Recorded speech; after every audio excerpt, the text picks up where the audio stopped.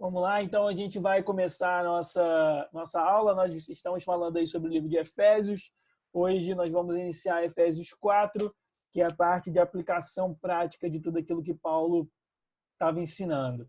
Antes de nós lermos, eu queria orar com vocês. Pai, nós queremos te agradecer por essa noite. Obrigado por essa semana. Obrigado, Senhor Jesus, pela tua palavra. Obrigado pelo teu cuidado. Pedimos, Senhor Jesus, que o Senhor derrame sobre as nossas vidas espírito de sabedoria e de revelação, para nós compreendermos a Tua palavra, para nós podermos viver de maneira digna, conforme aquilo que o Senhor espera da gente. Pedimos que o Senhor venha nos ensinar nessa noite. Tira todo o bloqueio mental, tira toda a confusão na mente, toda a confusão de emoções no coração, que faz com que a Tua palavra seja bloqueada dentro de nós, mas que o nosso espírito seja uma terra fértil para a semente que é a Tua palavra. Pedimos que o Senhor esteja conosco, nos arma com a Tua completa armadura, a armadura necessária para as batalhas de hoje, dos tempos em que nós estamos vivendo. Pedimos que o Senhor esteja conosco. É o que nós te pedimos em nome de Jesus. Amém. Amém? Então, agora sim, eu queria que você abrisse a sua Bíblia lá em Efésios 4. A gente vai ler do texto, um texto longo, mas a gente vai ler do versículo 1 ao versículo 16. Sempre lembrando aquilo. Efésios capítulo 1, 2 e 3, Paulo, então, ele expõe a sua doutrina, a doutrina bíblica. Em Efésios 4, 5 e 6, Paulo, então, faz a aplicação dessa doutrina. Então, para fazer essa aula de hoje, eu usei bastante conteúdo de aula que eu peguei em um podcast chamado Doutrina e Devoção, que está lá no Bibotalk. Depois eu coloco o link para vocês. É um podcast, acho que é o podcast que eu mais ouvi, assim, eu já ouvi ele várias vezes. Ele realmente é muito bom. Então, antes da gente entrar nessa parte, vamos ler o texto. Efésios 4, do 1 ao 16. Portanto, eu, prisioneiro no Senhor, peço-vos que andeis de modo digno para com o chamado que recebestes, com toda humildade e mansidão, com paciência, suportando-vos uns aos outros em amor, procurando cuidadosamente manter a unidade do Espírito no vínculo da paz. Há um só corpo e um só Espírito, como também fostes chamados em uma só esperança do vosso chamado. Há um só Senhor, uma só fé, um só batismo, um só Deus e Pai de todos, que é sobre todos, por todos e está em todos. Mas a graça foi concedida a cada um de nós conforme a medida do dom de Cristo. Por isso foi dito: subiste para o alto, levou cativo o cativeiro e deu dons aos homens. O que significa ele subiu, senão que também desceu às partes mais baixas da terra? Aquele que desceu é o mesmo que também subiu muito acima de todos os céus para preencher todas as coisas. E ele designou uns como apóstolos, outros como profetas, outros como evangelistas e ainda outros como pastores e mestres, tendo em vista o aperfeiçoamento dos santos para a obra do ministério e para a edificação do corpo de Cristo, até que todos cheguemos à unidade da fé e do pleno conhecimento do Filho de Deus, ao estado de homem feito, à medida da estatura da plenitude de Cristo, para que não sejamos mais inconstantes como crianças, levados ao redor por todo o vento de doutrina, pela mentira dos homens, pela sua astúcia na invenção do erro. Pelo contrário, seguindo a verdade em amor, cresçamos em tudo naquele que é a cabeça, Cristo. Nele, o corpo inteiro bem ajustado e ligado pelo auxílio de todas as juntas, segundo a correta atuação de cada parte, efetua o seu crescimento para a edificação de si mesmo no amor.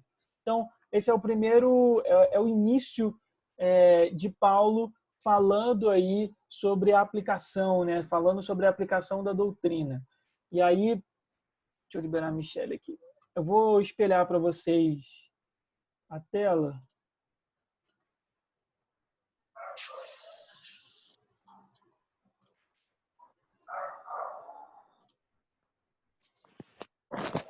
Foi. Então tá aí a tela dessa aula de hoje, Efésios 4. E aí eu fiz aquilo que eu já falei para vocês, Efésios 1 e 3 é Paulo expondo a doutrina, Efésios 4, 5 e 6 é Paulo aplicando essa doutrina. Mas o que é a aplicação da doutrina, né? A doutrina, quando a gente fala, às vezes a gente acha que é uma coisa muito rígida, uma coisa muito tradicional, muito religiosa. Mas doutrina nada mais é, minha gente, do que ensino. Então, Paulo ele ensina a base e os fundamentos da fé cristã em Efésios 1, 2 e 3, e depois ele começa a fazer essa aplicação. Então, o que é a aplicação desse ensino? É a devoção pessoal e comunitária, e também a ética cristã. Tem um livro, eu podia pegar para vocês, dei mole, não sei nem onde é que está. Tem um livro do C.S. Lewis que é chamado de Ética Cristã. Esse livro fala basicamente sobre como um cristão deve viver. Quando nós falamos sobre ética cristã, nós falamos isso. É um modo de viver. E aí eu trouxe algumas pessoas que falam mais ou menos sobre isso. Então, o que é a aplicação do ensino? É a sua devoção pessoal e a sua devoção comunitária. Eu vou falar isso um pouquinho mais para frente, mas só para não ficar confuso na sua cabeça. Todo o ensino que nós recebemos, seja na igreja através desse estudo ou através de uma pregação, seja quando você lê a sua Bíblia, todo esse conhecimento que você recebe, esse ensino que você recebe, isso deve ser revertido, isso deve ser levado à sua devoção pessoal. Eu não posso ler um livro de literatura cristã, eu não posso ler a minha Bíblia e isso não me levar a viver uma vida de devoção. Não faz sentido, não tem motivo de ser. Então, existem dois tipos de devoção. Existe a devoção pessoal e a devoção comunitária. Isso aí eu vou deixar para falar daqui a pouco. Mas tem essa questão da ética cristã, que é essa questão da influência. Ao longo da história, fundamentos cristãos influenciaram o desenvolvimento das civilizações. Eu tenho um livro aqui, esse aqui que eu já falei com vocês em algumas aulas, Política Segundo a Bíblia, do Wayne Grudem. Inclusive, ontem eu participei até de uma discussão muito saudável em uma página do Instagram, que o cara, acho que é Pregando o Evangelho, alguma coisa assim, o nome da página que eu sigo. Eles são muito bons. E aí eles colocaram a visão do MacArthur sobre política, que é um pastor americano muito bom, mas que tem alguns pontos da teologia dele que eu não concordo muito. E aí o MacArthur, por exemplo, ele vai falar que o cristão ele não pode se envolver em nada de política, porque ele fala que o papel do cristão é simplesmente ir de pregar o evangelho. E aí tem uma visão não completamente oposta, mas tem uma visão oposta, que é desse cara aqui, do Wayne Grudem. O Wayne Grudem vai falar que sim, o papel do cristão é esse papel evangelístico, de você ir de pregar o evangelho, de fazer discípulos, mas a gente não pode negar a questão da política, até porque na Bíblia homens de Deus foram usados para influenciar na política. A gente viu isso em José no Egito, a gente viu isso em Daniel já no período ali do Império Babilônico, a gente vê isso em Esther durante o Império Assírio, a gente vê isso ao longo do tempo, a gente vê Pedro e a gente vê Paulo falando no Sinédrio. Então ele estava tendo contato com pessoas e figuras políticas. Então não existe nenhum tipo de linha da Bíblia que fala que o cristão não deve se envolver em política. E aí o Wayne Grudem ele traz nesse livro alguns exemplos de valores cristãos. É isso que é a aplicação da doutrina. É quando nós vivemos conforme valores cristãos e nós conseguimos influenciar o lugar onde nós estamos vivendo. Lembra que a gente fala bastante sobre o influenciedade? É isso. O influenciedade é a gente pegar valores cristãos e conseguir influenciar a sociedade onde nós estamos. Não no sentido de dominação, mas no sentido real de influência. E aí o Wayne Grudem ele traz alguns exemplos nesse livro que eu trouxe para vocês. Ele fala, por exemplo, nos Estados Unidos, a escravidão acabou porque vários abolicionistas eram cristãos e tinham valores cristãos. Ele vai trazer sobre isso. E aí ele vai falando algumas outras leis que foram passadas, ou seja, influência de cristãos em política. Aí ele vai falar o seguinte: a influência cristã sobre o governo foram as principais responsáveis pela criação de leis contra o infanticídio, ou seja, contra a matança de crianças, o abandono de crianças e o aborto no Império Romano. Também foram a principal influência contra lutas brutais até a morte, nas quais milhares de gladiadores morriam. Então, aquele filme O Gladiador, que é um filme maço, por sinal, aquele filme mostra ali os gladiadores morrendo num espetáculo público. Aquilo acabou por influência de cristãos. Contra a pena cruel de marcar com ferro em brasa o rosto do criminoso.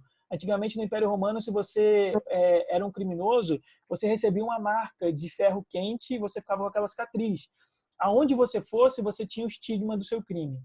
Também tiveram influências na realização de reformas nas prisões, com a separação dos prisioneiros do sexo masculino e feminino. Antigamente, os presídios eles eram não tinha distinção. Eram homens e mulheres juntos. Você imagina como que havia estupro e tipos de abuso nas prisões. Isso também foi uma influência de valores cristãos. Também influenciou no fim da prática de sacrifícios humanos entre os irlandeses, prussianos e lituanos. A Prússia depois vira a Prússia depois acho que vira a Alemanha, se eu não me engano. Então, fim da prática de sacrifícios humanos entre os irlandeses, prussianos e lituanos, bem como entre outras nações. Na criação de leis contra a pedofilia, na criação de leis que davam direito de propriedade e conferiam outras proteções às mulheres. Antigamente, se você fosse mulher e você, por exemplo, seu marido morresse ou você fosse a única herdeira da sua família, a sua propriedade seria confiscada. Você não teria direito à propriedade privada pelo simples fato de você ser mulher. Isso acaba com a influência cristã. Na proibição da poligamia, isso que hoje a gente, no nosso código, traz como crime, isso foi uma influência direta do cristianismo. Isso aqui é bizarro. Na proibição de queimar vivas mulheres viúvas na Índia.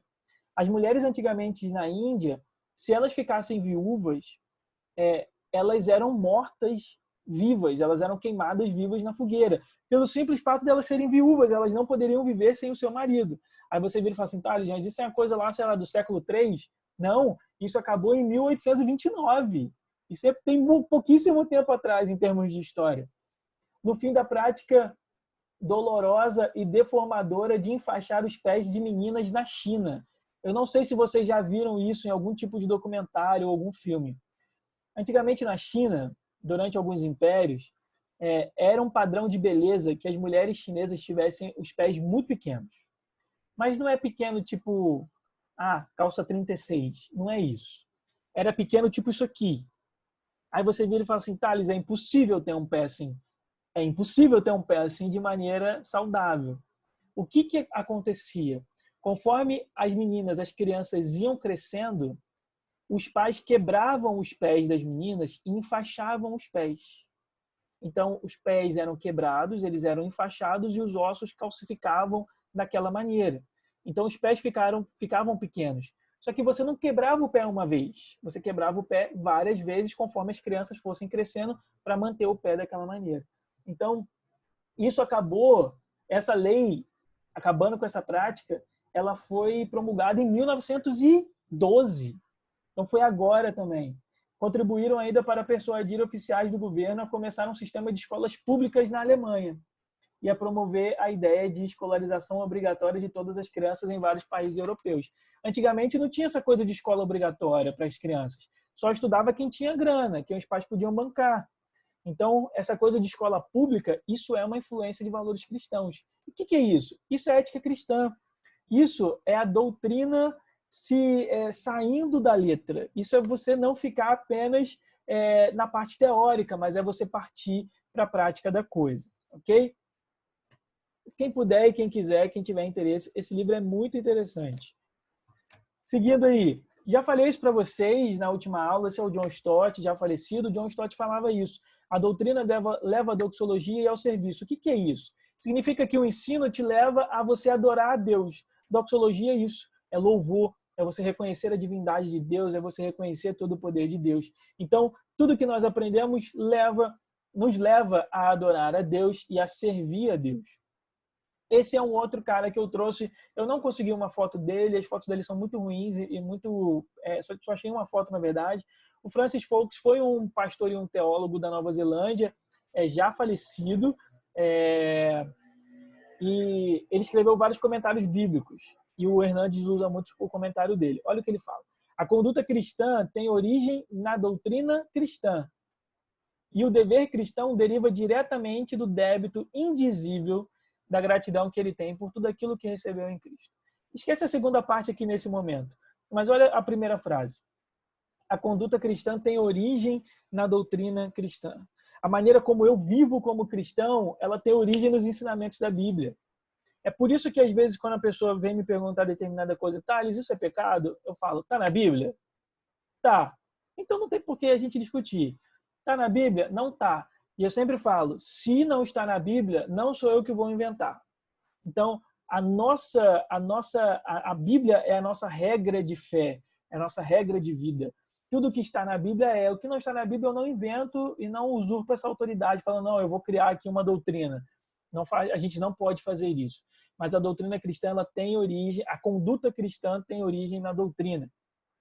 O Hernandes Dias Lopes, falando sobre isso, ele vira e fala, a vida é consequência da doutrina.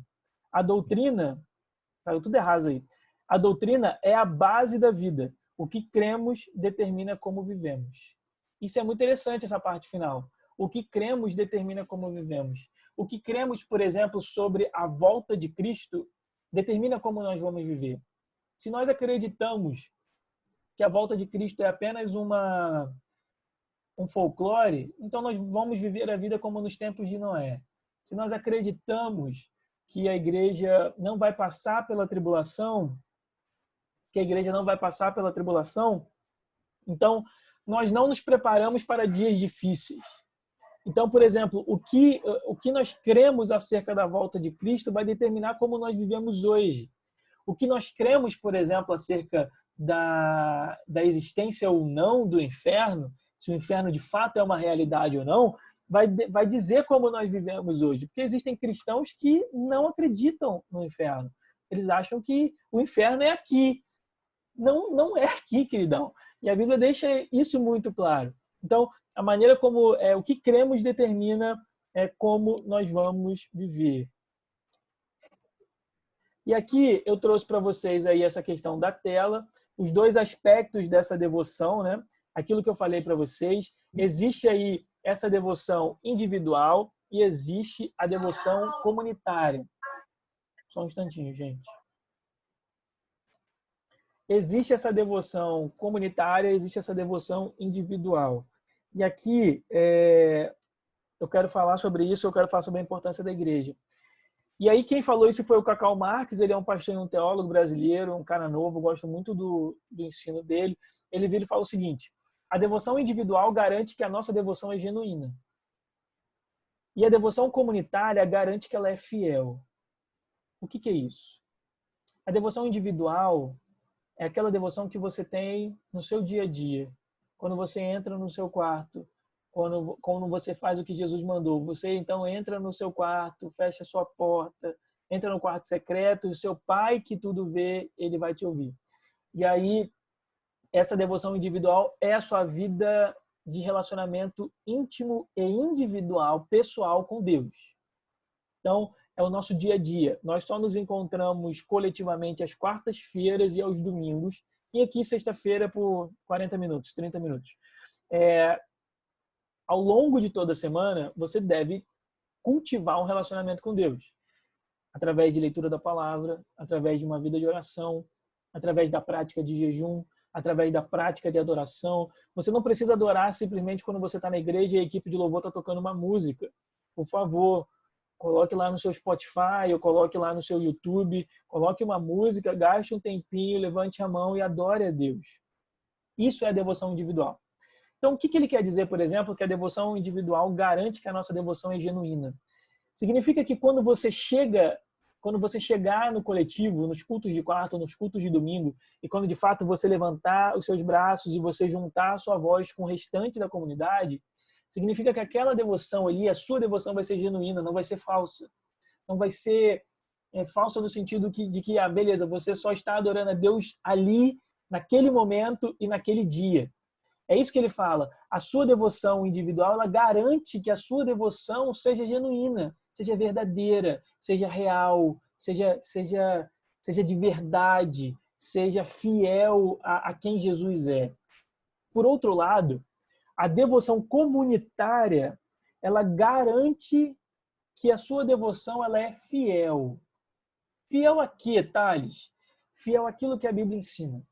Porque se você é uma daquelas pessoas que a gente chama de desigrejado, que você acha que você pode simplesmente adorar a Deus em casa, você pode simplesmente assistir ao culto pelo YouTube ou pelo Facebook ou pelo aplicativo, que não existe a necessidade de você estar na igreja fisicamente, a sua devoção não vai ser fiel. Ela não vai ser fiel às Escrituras, ela não vai ser fiel à sã doutrina. Por quê? porque é no âmbito da comunidade, é no âmbito da igreja, é no âmbito do coletivo que nós somos corrigidos. Às vezes, e se você não adorar comunitariamente, é muito provável que a sua ideia acerca de verdades bíblicas ela se distorça. Porque você não vai ter ninguém para você perguntar, você não vai ter ninguém para te afiar, como ferro afia o ferro, como dizem provérbios, você não vai ter ninguém para te corrigir. Esse é um problema. A pessoa que acha porque está tendo experiência, porque está ouvindo de Deus, isso por si só faz com que ela esteja habilitada a andar sozinha. A pessoa pode ser o homem mais sábio e mais profético e mais cheio de experiências sobrenaturais do mundo. Nenhum tipo de dom, nenhum tipo de unção, nenhum tipo de comunhão, de conhecimento da Bíblia vai fazer com que a comunhão comunitária seja substituída. Não existe isso. Todos os grandes homens de Deus, eles precisam da comunidade, eles precisam da igreja. Então, o Cacau ele vai falar isso daí. A devoção individual garante que a nossa devoção é genuína e a devoção comunitária garante que ela é fiel. Daí a importância da igreja. Daí a importância de nós estarmos juntos. Daí a importância... Quantas vezes eu já cheguei, quando eu estava lendo Bíblia, e eu, sei lá, desenvolvi um determinado pensamento sobre um determinado assunto, e eu chegava para a pastora Sheila e perguntava isso, às vezes quando a gente estava tomando café, eu virava para ela e eu perguntava. Eu falei, não, deixa eu... Ela ria. Eu falava assim, não, deixa eu submeter aqui a você o que eu acho sobre esse texto. E eu expunha para ela a minha opinião para saber o que você acha disso. Você acha que o que eu estou falando faz sentido ou eu estou ensinando alguma coisa errada? Isso é importante. Isso só se dá no âmbito da comunidade. Então, é necessário e a igreja é muito importante com isso. E tomem muito cuidado com as pessoas que negam o congregar. Tomem muito cuidado com as pessoas que negam o congregar. Essas pessoas que negam o congregar, elas não estão saudáveis. Elas estão contaminadas. Por que isso é tão perigoso? Principalmente no âmbito do exercício do profético, ou do dom profético, ou do ministério profético. O dom de profecia, se ele não estiver alinhado, ele é isso aqui, ó, mas ele é isso aqui para virar espírito de controle, espírito de dominação. Ele é isso aqui para virar espírito de manipulação. Esse é o termo que eu queria usar. Se o profeta ele não está submetido à igreja, ele não está submetido a um pastor, alguém que possa confrontá-lo, confrontar as profecias que ele está dando conforme a Bíblia, ele está isso daqui para virar, o dom de profecia dele vai virar um espírito de manipulação.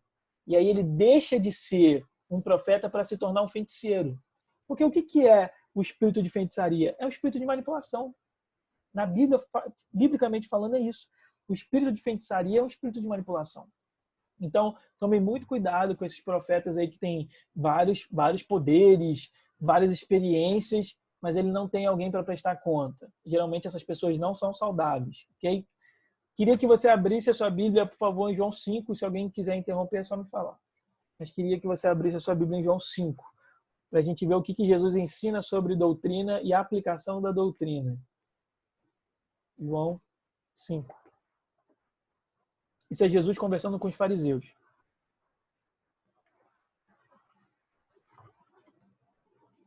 João 5, versículo 39. Jesus falando para os fariseus.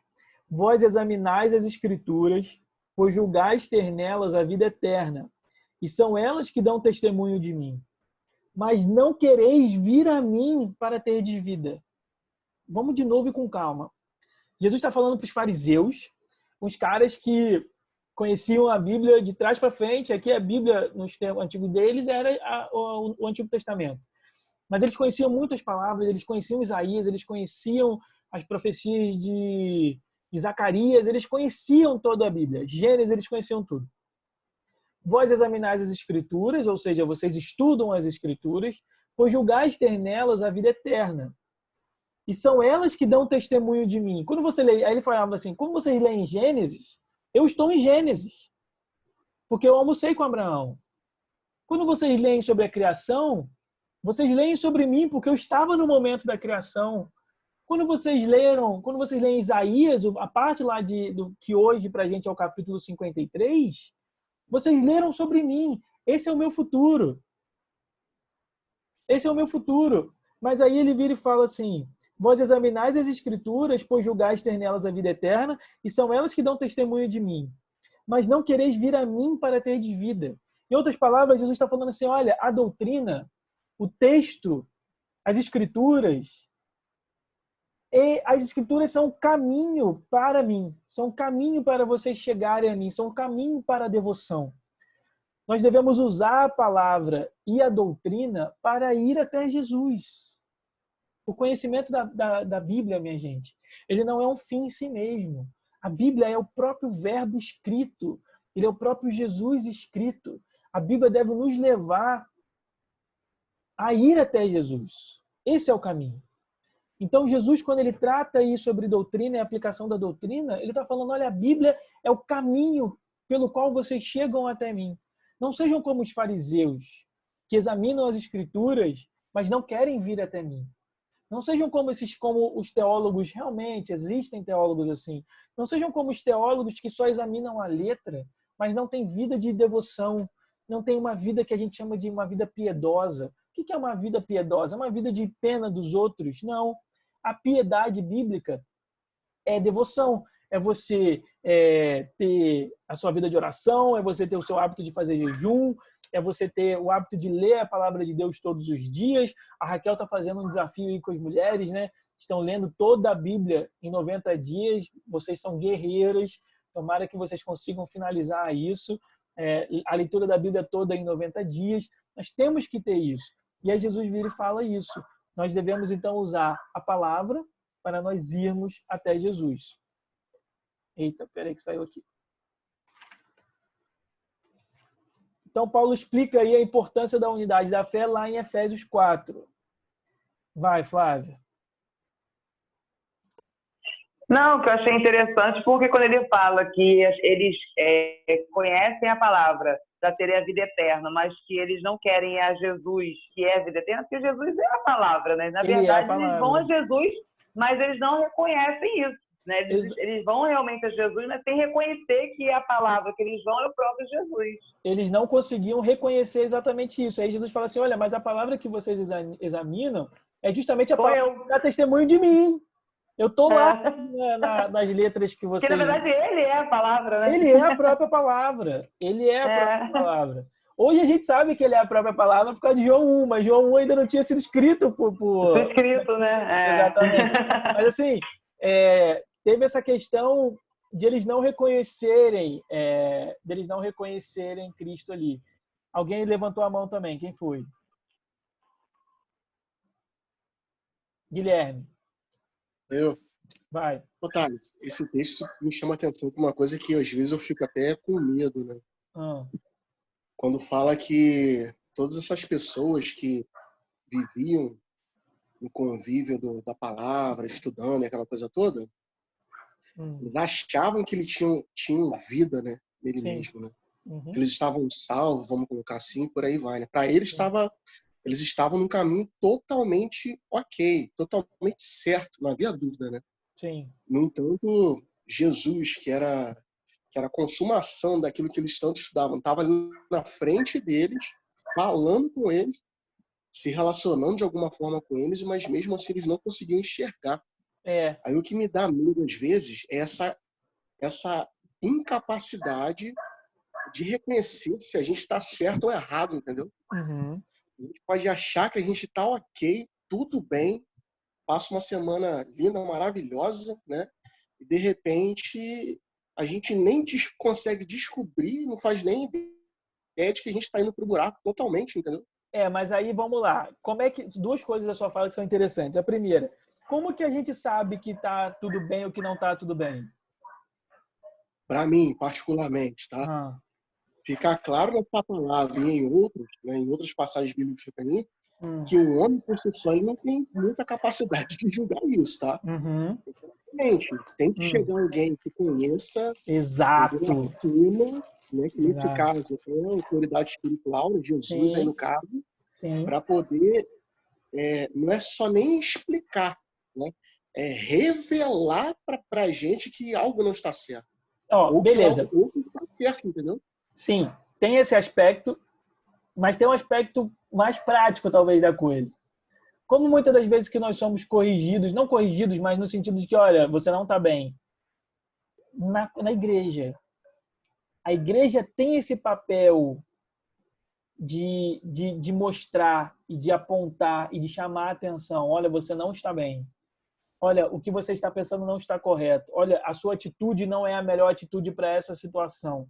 A igreja tem muito desse papel. Lógico que vai ter aquela questão de que é o Espírito Santo que nos convence, né, da justiça, do pecado, da justiça e do juízo.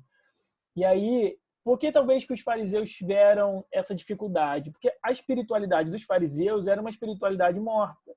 Eles achavam que eles seriam salvos pela prática de determinadas práticas religiosas, pela coisa de você orar publicamente, pela coisa de você memorizar as escrituras, pela coisa de você dar simplesmente o dízimo, de você fazer ofertas, aquela coisa toda.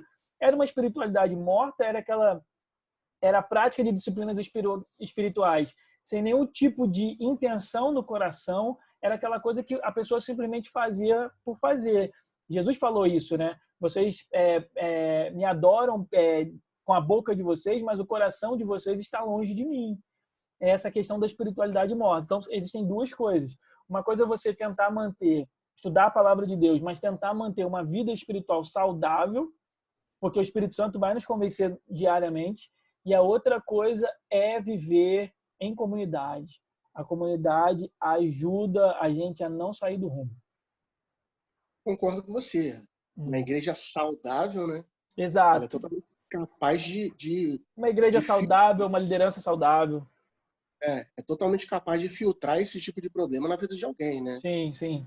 Luta aí que ela acha que tá, mas não tá. Exato. Né? Sobre essa questão das práticas dos fariseus na época, né? Eu acho que hoje muita coisa se assemelha, tá? Uhum. No sentido de que tem muita gente que hoje cumpre todo um rito evangélico, né? De ir à igreja, no nosso caso, quarto domingo, né? Chegando lá na igreja, ela aperta o olho, chega com lágrima, entendeu? Se ajoelha quando pede, levanta quando pede, vai para frente quando pede. Então, para ela, tá ok, entendeu? Mas ela tá fazendo aquilo mecanicamente. Exatamente, entendeu? Não Tem vai muita ter, gente que... não tem aquela intenção e não tem aquela racionalidade. O nosso culto ele é racional.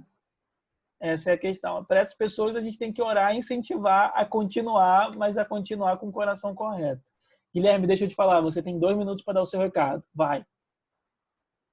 Pessoal, já coloquei Pera aí, Guilherme.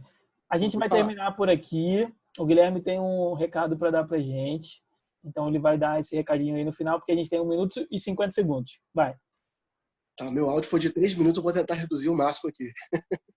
Isso. Então, galera, eu já até coloquei no grupo da escola, em outros grupos aí também, sobre uma oportunidade que a gente está tendo amanhã de participar de um evangelismo lá na igreja, tá? A gente vai atuar localmente no bairro, 2 projetos. Um deles é a Bíblia no Lar. A gente vai entregar uma Bíblia personalizada que a igreja mandou fazer, ficou muito legal, tá? Então a gente vai estar atingindo ali as casas da região. E outra coisa que nessa mesma oportunidade a gente vai estar com um formulário em mãos para a gente poder fazer algumas perguntas para as pessoas, para a gente tentar traçar um perfil, e com esse perfil na mão a gente vai tentar entrar com vamos dizer assim, com serviços para a nossa comunidade local ali em termos de vizinhança, tá? Se a pessoa está desempregada, né, mas se ela é boa em alguma coisa, de repente elaborar um currículo, ajudar com alguma causa na justiça aí, aproveitando que a gente tem advogados aí, são dispostos para isso, né? Então, assim, amanhã às 9 horas a gente vai estar na igreja, tá? Se você tem vontade de participar, apareça lá. Se você nunca participou, não tem problema, você não vai estar sozinho, vai estar acompanhado de alguém mais experiente. Se você já é experiente, é uma oportunidade para você praticar mais, né, esse seu chamado, né? Então, eu queria incentivar você a estar lá amanhã. Valeu, pessoal. Valeu, pessoal. Então, todo mundo lá amanhã. E é isso. Daqui a pouco eu vou disponibilizar essa aula lá pra gente no YouTube. Tranquilo? Valeu. Qualquer coisa, me chama no privado e tira as dúvidas por lá.